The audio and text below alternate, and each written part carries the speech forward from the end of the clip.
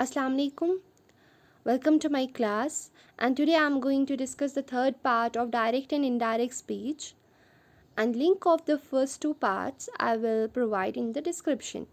So before watching the third part, it's mandatory for you to go through the first and the second part. अभी तक हमने पढ़ा था कि जो डिक्लेरेटिव सेंटेंसेस होते हैं या असर्टिव सेंटेंस होते हैं उसमें कनेक्टिव वर्ड दैट यूज़ होता है. आज हम बात करेंगे इंट्रोगेटिव सेंटेंसेस. कौन से सेंटेंस होते हैं जिसमें हम क्वेश्चंस पूछते हैं. मोस्टली इसमें WH से स्टार्ट होते हैं क्वेश्चंस. फाइन, जैसे व्हाट, वेयर, हु. फाइन, जिसमें भी WH अल्फ़ाबेट होता है. ठीक है, और उसके बाद क्वेश्चन मार्क भी होता है. Fine. So while converting direct speech in indirect speech, जब हम डायरेक्ट स्पीच को कन्वर्ट करते हैं इनटू इनडायरेक्ट स्पीच, वहाँ पर हमें 3 रूल्स फॉलो करने होते हैं इन इंटरगेटिव सेंटेंसेस. अगर आपका जो क्वेश्चन है, ठीक है, वो डायरेक्ट स्पीच में होगा, ठीक है, उसको आप कैसे कन्वर्ट करोगे, उसके लिए 3 रूल्स आपको फॉलो करने हैं. पहला rule, connective word that is not used. Fine.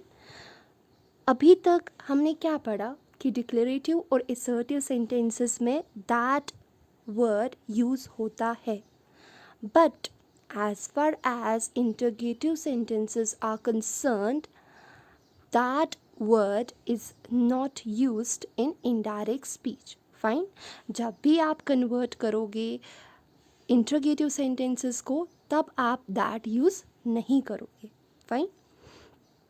Reporting verb जैसे सेड होता है, ठीक है, सेड टू होता है या सेज होता है, उसको हम चेंज करते हैं आस्क, आस्क्ड, या उसके साथ हम इफ़ यूज़ करते हैं. कहाँ पर इफ़ यूज़ करना है और कहाँ पर नहीं, ये हम नेक्स्ट स्लाइड में देखेंगे. फाइन.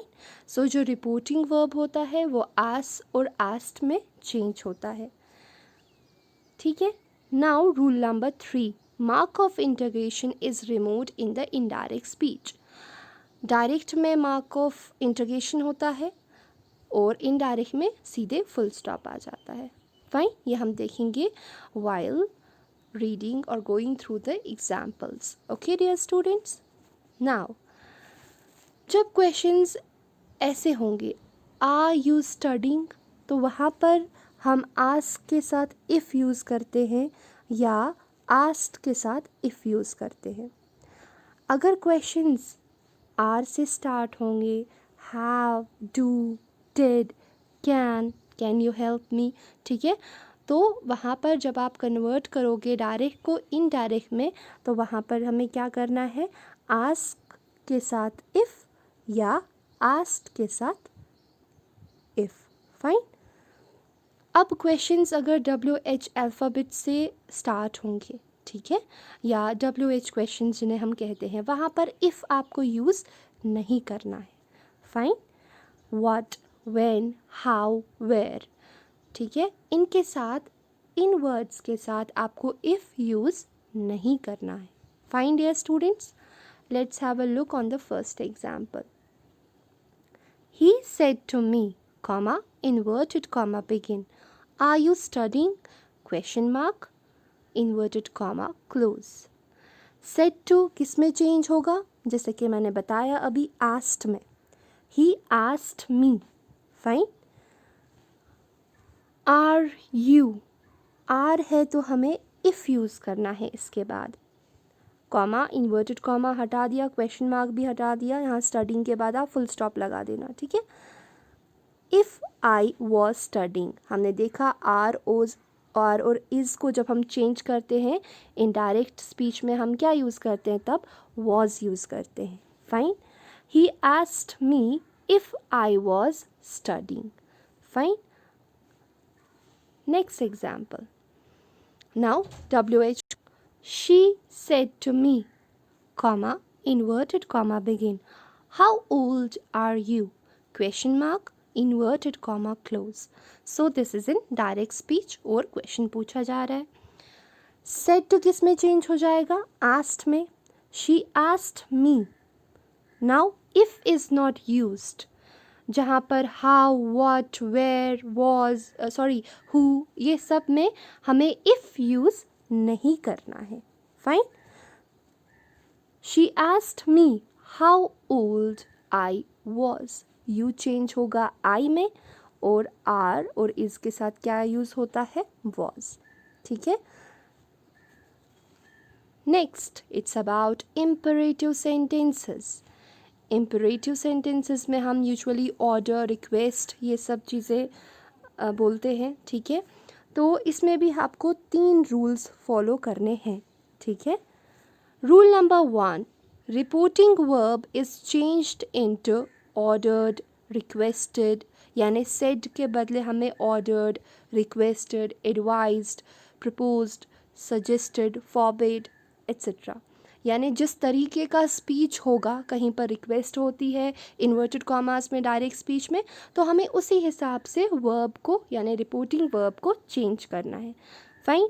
तो ये हो गया रूल नंबर 1 कि रिपोर्टिंग वर्ब इन वर्ड्स में चेंज होता है. जैसा स्पीच होगा वैसा ही चेंज हो जाएगा. ठीक है. रूल नंबर 2, जैसे इंटरगेटिव सेंटेंस में दैट यूज़ नहीं होता है, वैसे ही इम्पेरेटिव सेंटेंसेस में दैट यूज़ नहीं होता है. Fine. Two is used before the verb of the reported speech. ये आपको एग्जाम्पल्स में ये पॉइंट समझ में आएगा कि हमें टू कहाँ पर और कैसे यूज़ करना है. ठीक है dear students. Next, he said to the servant open the door. Usually servant को हम क्या करते हैं. ठीक है. सर्वेंट को मैंने यहाँ पर जानबूझ के रिक्वेस्टेड लिखा है ताकि आप देखो कि जो रिक्वेस्ट हम सर्वेंट को नहीं करते हैं. ठीक है. He ordered. Fine.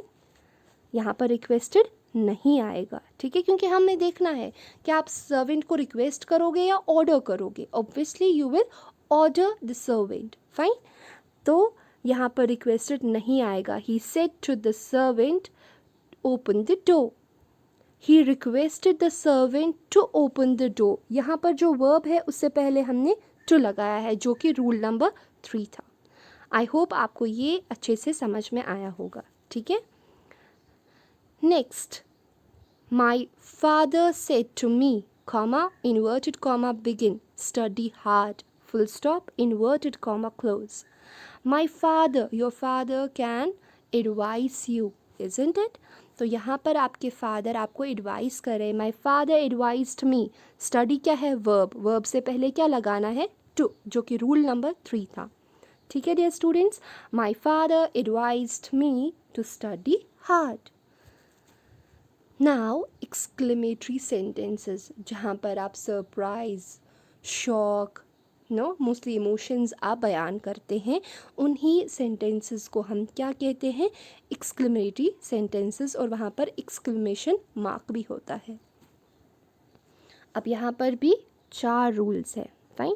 Reporting verb is changed into, यानी सेड या सेज कहाँ पर चेंज होता है, कैसे चेंज होता है.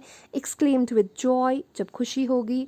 Exclaimed with surprise, exclaimed with sorrow, wished, prayed, ऐसे ही चेंज होता है.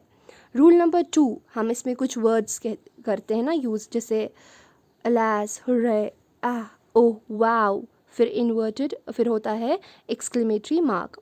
वर्ड्स को भी रिमूव करना है. ऐसे वर्ड्स को आप रिमूव करोगे, इनडायरेक्ट स्पीच में नहीं लिखोगे, प्लस जो मार्क ऑफ एक्सक्लेमेशन है उसको भी नहीं लिखना है. ठीक है. और इन सेंटेंसेस में दैट वर्ड यूज़ होता है, यानी एक्सक्लेमेटरी वर्ड्स में कनेक्टिव वर्ड दैट यूज़ होता है. ठीक है dear students. Next, he said, comma, inverted comma, begin, alas, exclamation mark, I am ruined, full stop, inverted comma, close. पछतावा, दुख हो रहा था. So he exclaimed with sorrow, that use करना है. दैट ही, अपने बारे में वो बात कर रहा है तो आई किस में चेंज होगा, ही में. That he was ruined. Fine. तो यहाँ पर ऑलरेडी पास्ट में रूइंड है, रूइंड ही लिखना है, और एम चेंज होगा वॉज में. ठीक है. If you have any question you can ask me. And thank you so much.